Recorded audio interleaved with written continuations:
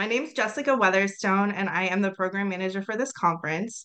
I have a 6-year-old son named Jackson and a 9-year-old daughter named Emma who has Kabuki syndrome.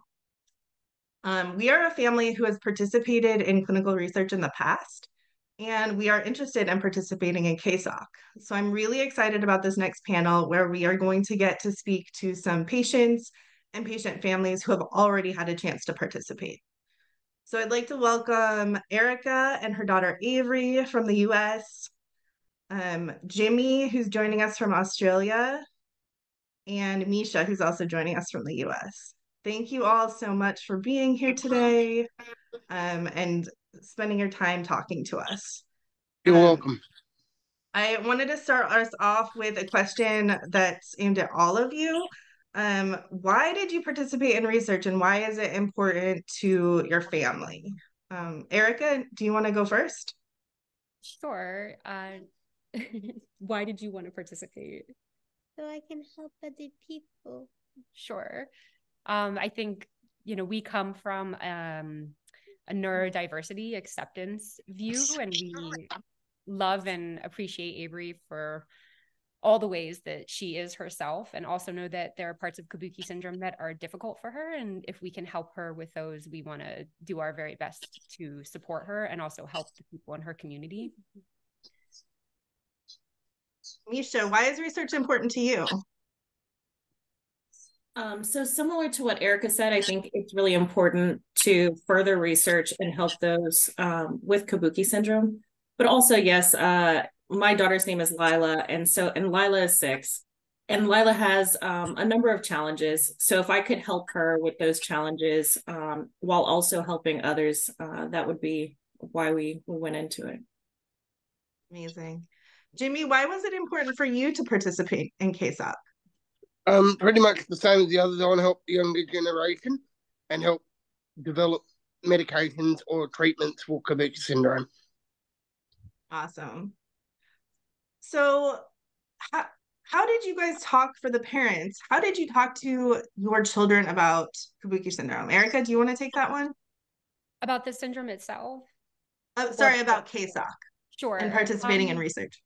Because of Avery's age and also generally just that she is a really civic-minded young woman, we were really direct with her and explained, right, that you were going to participate. I think there was one part you were very nervous about. What was that? Blood draw. The blood draw. But we got through it, right? Because they have, we went to Kennedy Krieger for the KSOC trial and for the clinical study. And they have an incredible child life team there, which was really helpful for us. I think also that we got to speak to a clinician was extraordinarily helpful for us. And, another big reason for our visit. And I think it's helpful for Avery too. So we kind of explained it through that lens that we would be able to understand more about what Kabuki syndrome is, and that kind of tapped into her desire to help her community. Avery, were you nervous to participate? And if you were nervous, why did you still decide to do it? I was a little nervous about the blood draw. That was the only part I was nervous about. But I did it anyways because I wanted to help other people that might have a hard time. Jimmy, were you nervous at all to participate? And if you were nervous, why did you still decide to participate? I was more nervous about the travel because I came in from Australia. But yeah, besides that, not nervous at all. Speaking of travel, so you did have to travel quite a long way. Yes. What was that like? And were you able to get reimbursed for any of your expenses? I will be. I just have to send the paperwork through. Because when did you get back from doing your KSOC? Friday. Okay, so it's very, very recent. I actually did that I did the KSOC not last Thursday, Friday, but the Thursday, Friday before on the 26th, 27th. So MySha, what was the best part about participating? Did you have any benefits that you experienced by participating in KSOC? I got to meet other folks, other moms and folks with Kabuki, and that was really helpful. Just to talk through, because Lila's a little younger than the other parents that I met with their children. And so talking through kind of what to expect and things that we've all kind of seen has been very good and supportive. I mean, Lila loves people. And so I think her benefit, she feels like a celebrity going into her appointments. She gets walked around. So for her, she loves the social aspect of it, of people asking questions and walking her around the center. So those have been two fun things. Yeah, did you experience any benefits, and what was the best part for you in participating? Sorry, Jessica, who were you asking? You kind of cut out. Erika. Of course. Yeah, I'd mentioned the clinic visit, and I think for us, that was a really big part of it, to get to speak to Dr. Harris and just kind of share about the things that Avery was experiencing and having confirmation that, yeah, they're related to Kabuki syndrome. And Avery, like Lila, loves to speak to people and loves to be interviewed and loves to do the one-on-one testing. So you had a ball doing that. And, you know, I think the breaks were helpful, but Avery could do that all day, every day and be completely content. So that was really fun for you, actually. Yeah, it was. I loved it. Avery, which part was your favorite?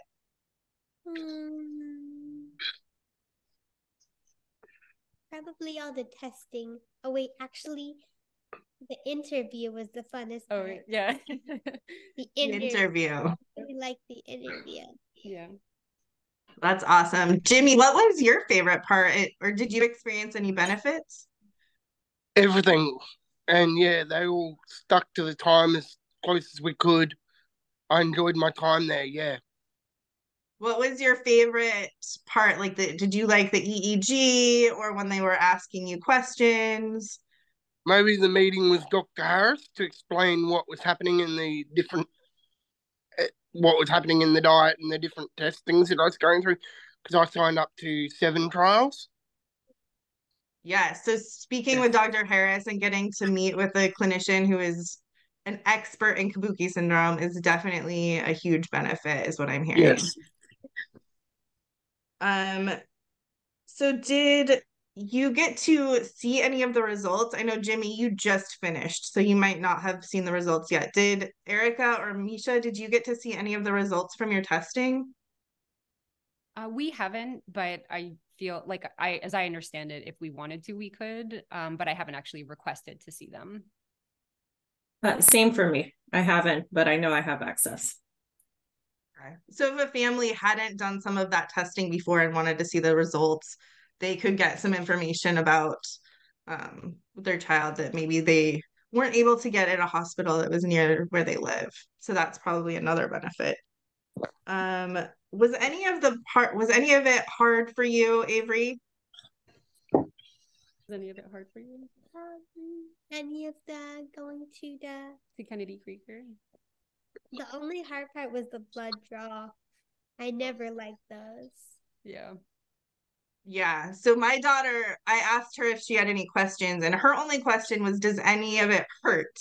And would it be accurate to say the only part that hurt was probably the blood draw, or did any other parts hurt? No, not really, just the blood draw. Jimmy, was any of the testing hard for you?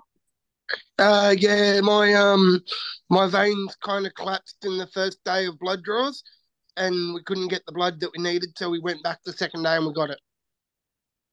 But that's about all. So I'm hearing the blood draw is probably the hardest part. Is that your experience, MySha?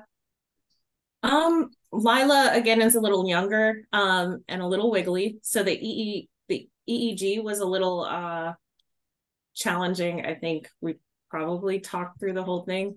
But other than that, we have a strategy for blood draws now, so we don't look. And if she doesn't look while they're sticking her, then we can get through that. And she's like, oh, it doesn't really hurt as long as I don't look at it. So that part we've gotten through. But that was it. I think that was the most challenging, trying to sit still. So we all know you guys all said that you wanted to participate in this so that we could develop new treatments new therapies to help people with Kabuki syndrome. We know there's nothing wrong with having Kabuki syndrome, but there are parts that can make life a little bit challenging. If there was one thing that you could make easier about having Kabuki syndrome, what would you choose? I asked my daughter this question, and she said she would like to help her hypermobile joints that make her knees dislocate, and also help her immune system because she's constantly getting sinus infections. What if you guys could cure one thing, what would you cure, Erika? Well, Avery's face lit up when she heard you say that about your daughter, because her knees dislocate and it's like a constant issue. It's so hard. And that was one of the things that we learned about the Kabuki community that I was like, you know, we just did not expect that connection. Avery, what would you pick? My anxiety, because that plays a big part in a lot of things. We've experienced that too, anxiety being a challenge in a lot of areas. MySha, what would you pick? If I had to guess for little Lila, I would say her communication challenges, which probably stem from a little bit from the anxiety. She loves people, but she can't always express herself the way that she wants to. So I think if we could help with that, that would be awesome. I mean, what would you decide to cure? I also have the immune problems with my sinus infections. I'd like to somehow get a treatment for that one. And also the knee dislocations. It sounds like we all have similar symptoms that we're hoping that this research can help and improve. And the good news is I've actually had 2 left knee operations already. Yes, as an adult, we haven't had knee operations yet, but I can see it in our future because I think it's a very common thing with people with Kabuki syndrome. Yes, it is. So the good news is we have scientists working on all of these things, and KSF is working to bring them together and to accelerate this process so that we can get these treatments sooner. So I want to thank all of you for participating in KSOC and for participating in this panel. I think this was really insightful for families who are deciding if they want to participate in KSOC and clinical research in general.